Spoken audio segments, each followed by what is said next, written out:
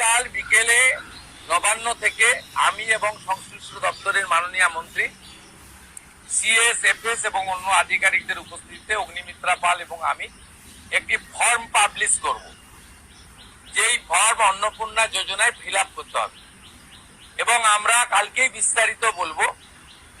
কারণ এনরোলমেন্ট যখন যত তাড়াতাড়ি করবেন তত বেনিফিট আমরা দিতে পারব।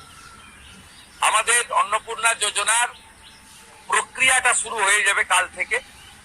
যেমন যেমন ফর্ম ফিল আপ হবে তেমন তেমন ৩,০০০ টাকা ট্রান্সফারও শুরু হয়ে যাবে।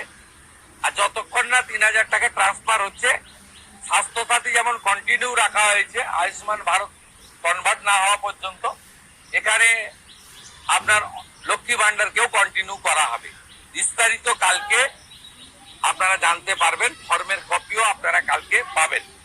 অফলাইন অনলাইন অবশ্যই থাকবে, শুধু পাবলিকের উপরে ছেড়ে দেওয়া হবে না, বিধায়করা নিজ উদ্যোগে ফর্ম ফিল আপ করাবেন এবং সরকারও বিডিওদের নেতৃত্বে প্রত্যেক বাড়িতে বাড়িতে ফর্ম ফিল আপের জন্য সহযোগিতা করার জন্য লোক পাবেন। এবং মাথায় রাখতে হবে, ভারতীয়রাই কেবলমাত্র এই সুযোগ পাবেন, অভারতীয়রাই সুযোগ পাবেন।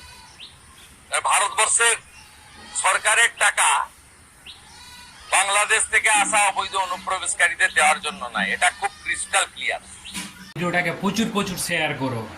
জয় শ্রীরাম।